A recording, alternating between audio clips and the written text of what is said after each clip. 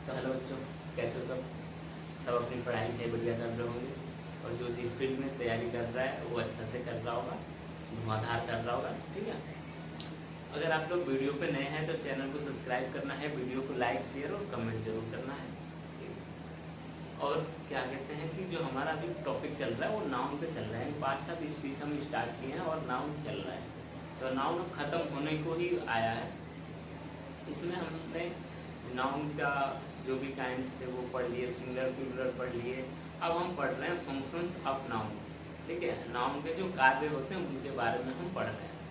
तो उसमें मैंने जो 3 थे मैंने बता दिए थे, 4 बता दिए थे। उसमें मैंने फंक्शन ऑफ नाउन का एक तो ऑब्जेक्टिव ऑफ वर्ब होता है, ठीक है, सब्जेक्ट ऑफ वर्ब, एंड दूसरा होता है ऑब्जेक्ट ऑफ वर्ब, और तीसरा होता है कि जो अपना ऑब्जेक्ट ऑफ प्रीपोजिशन होता है वो होता है, और एक होता है कम्प्लीमेंट ऑफ नाउन। ठीक है, तो वो 4 हो गए थे। अब हमारा जो 5वां होता है वो क्या आता है? पोसेसिंग द नाउन। ठीक है, पोसेसिंग द नाउन यानी कि संज्ञा से संबंध दर्शाने वाला। अब जो भी नाउन होता है, ठीक है, उससे जो संबंध दर्शाता है वो किस में आता है? पोसेसिंग ऑफ नाउन में आता है। हम पोसेसिंग ऑफ नाउन होता क्या है? पोसेसिंग ऑफ नाउन ये होता है कि जिस संज्ञा से, ठीक है, जिस संज्ञा से किसी वस्तु व्यक्ति के संबंध या अधिकार का बोध होता है उसे पोसेसिव और नाउन कहते हैं। मतलब ये हुआ कि कोई भी नाउन होता है, जो भी नाउन होता है उससे किसी व्यक्ति वस्तु से संबंध को जो दर्शाता है, किसी व्यक्ति वस्तु के से संबंध को जो दर्शाता है उसे इसमें उसको क्या कहते हैं? पोसेसिंग द नाउन, यानी कि संज्ञा से संबंध दर्शाने वाला। अब क्या होता है कि हम संज्ञा से संबंध दर्शाने के लिए उसमें कुछ टिक होते हैं कि कैसे हम जाने कि ये संज्ञा से जो संबंध है वो दर्शा रहे हैं।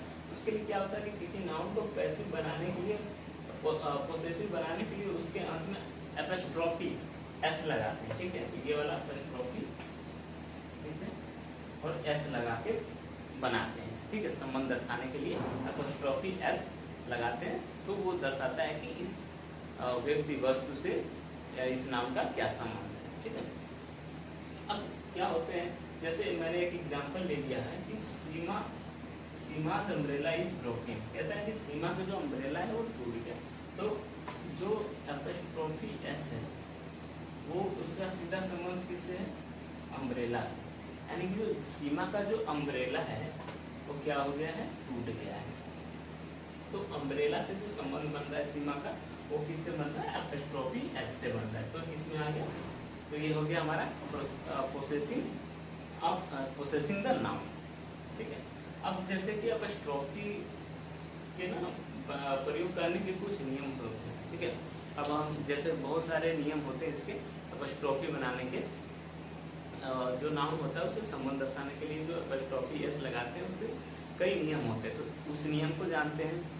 तो पहला नाउन इसमें नियम होता है सिंगल नाउन के अंत में एपोस्ट्रोफी एस लगाता है।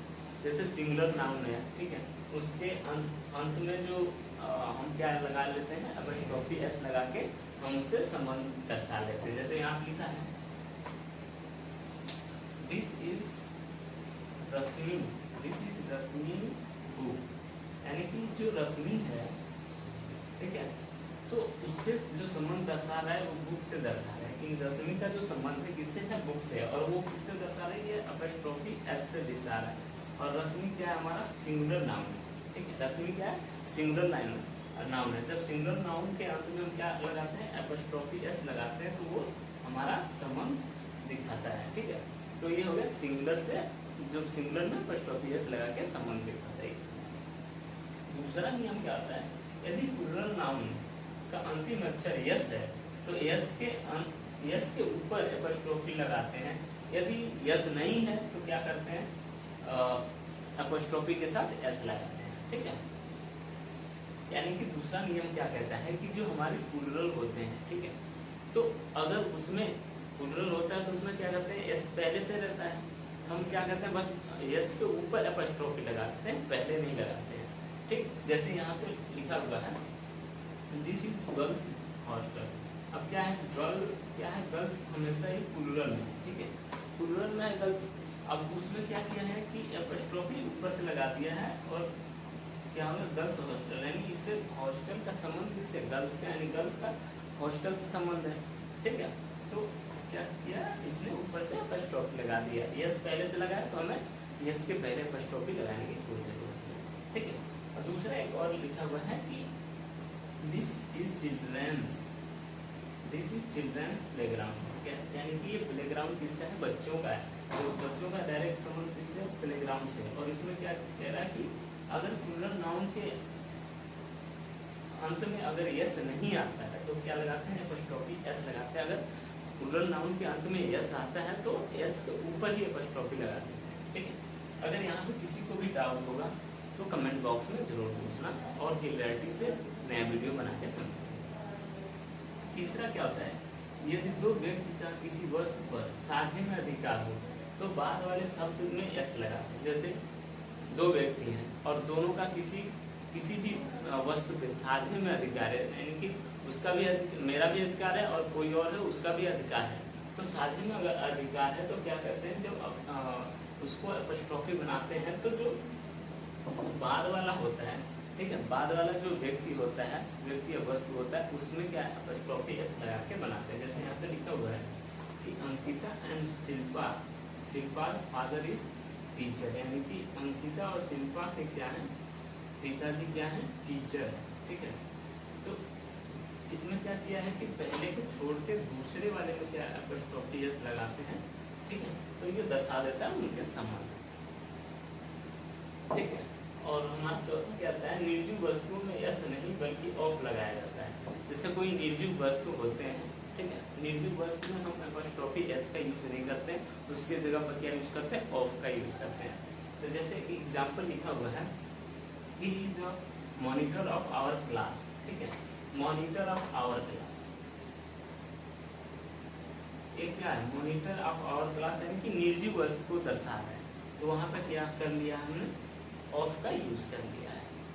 पांचवा क्या है, कंपाउंड नाउन के अंत वाले शब्द में एपस्ट्रॉफी एस लगाते हैं। जैसे कंपाउंड नाउन होता है, सिस्टर इन लॉ हो गया, ठीक है, कंपाउंड नाउन में आता है। तो इसमें क्या लिखा है, दिस इज माई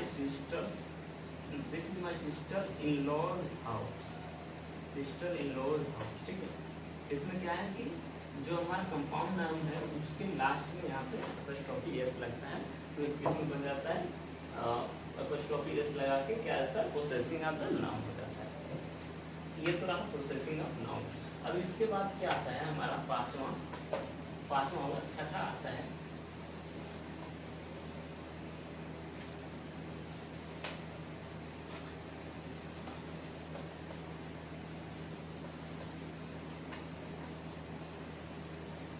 जो अभी मैंने बताया इसमें अगर कहीं भी डाउट आएगा तो आप लोग कमेंट बॉक्स में जरूर पूछना, ठीक है। पांचवा जो हमारा छठवां होता है, हमारे छठा क्या होता है, नॉमिनेटिव ऑफ एड्रेस, यानी कि संबोधन कारक, ठीक है, संबोधन कारक के रूप में, ठीक है। इसमें क्या होता है, संबोधन कारक के रूप में क्या होता है कि जो हमारा इसमें क्या होता है कि जब किसी नाउन का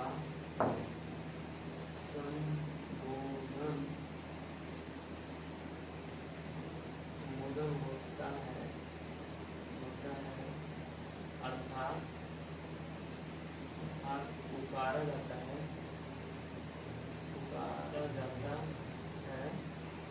उसे क्या कहते हैं, नॉमिनेटिव ऑफ एड्रेस कहते हैं, नॉमिनेटिव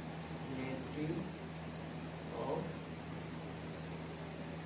एड्रेस कहते हैं। एग्जाम्पल के लिए मैं ले लूँ, एग्जाम्पल ले लेता हूँ। एग्जाम्पल जैसे यहाँ पे आ जाएगा, क्या आ जाएगा example, Mohan give me your pen. इसमें क्या आ जाएगा कि कहता है नॉमिनेटिव एड्रेस में क्या होता है कि जब किसी नाउन का संबोधन किया जाए यानी उसे पुकारा जाता है, ठीक है, तो वो किस में आता है, नॉमिनेटिव ऑफ एड्रेस में आता है, ठीक है। तो एक एग्जांपल ले लेते हैं, Mohan give me your pen, कहता है कि मोहन अपनी पेन दो मुझे, यानी कि मोहन को हम पुकार रहे हैं, Mohan give me your pen, ठीक है। तो यहाँ पे क्या आ जाता है, मोहन जो आ जाता है किसमें आता है, नॉमिनेटिव एड्रेस में, यानी कि हम किसी जो भी व्यक्ति है उसको पुकार रहे हैं, उसको बुला रहे हैं, तो किसमें आता है, नॉमिनेटिव ऑफ एड्रेस में आता है। और सातवां हमारा क्या होता है, सातवां होता है केस इन अपोजिशन,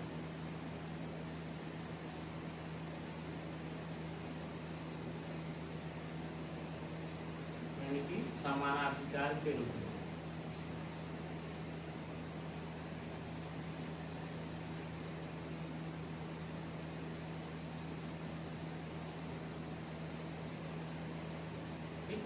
समाना अधिकार यानी कि जहाँ पे हम एक समान अधिकार की बात कर रहे हो, इसमें आता है केस इन अपोजिशन में आता है। इसमें क्या होता है कि जब एक भी नाउन नहीं, सोचो जब दो नाउन, जब दो नाउन का बोध एक ही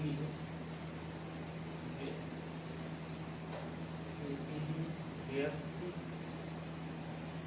वस्तु तथा स्थान से होता है, तो जो दूसरा होता है, तो दूसरा नाउन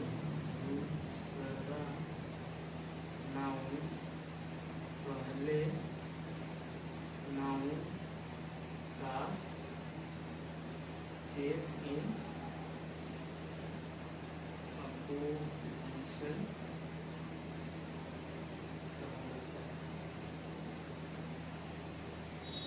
यानी कि केस इन अपोजिशन में क्या होता है कि जब दो नाउन का बोध किसी एक व्यक्ति, वस्तु, स्थान से हो, ठीक है, तो उसमें जो दूसरा नाउन होता है वो पहले नाउन का केस इन अपोजिशन होता है, यानी कि समानाधिकार के रूप में काम करता है। एग्जाम्पल के तौर पे ले लेते हैं, एग्जाम्पल ले लेते हैं,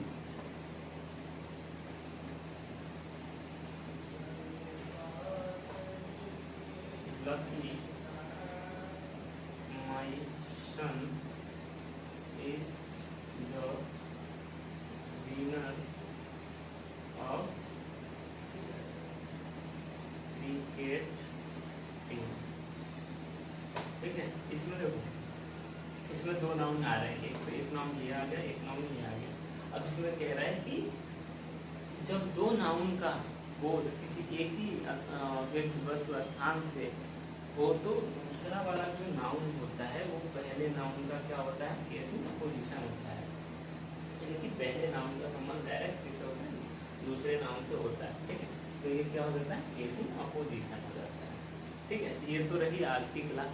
अगर इस क्लास में आप लोगों को कहीं भी डाउट आता है, ठीक है, अगर आप लोगों को लगता है कि हाँ मुझे ये चीज़ पे बात करनी है, तो आप कमेंट बॉक्स में उसे ज़रूर पूछें। और वीडियो पे आप लोग नए हैं तो चैनल को सब्सक्राइब जरूर करना है, शेयर करना है, कमेंट बॉक्स में जाके कमेंट भी करना है। तो ये रही आज की वीडियो, मिलते हैं अगले क्लास में।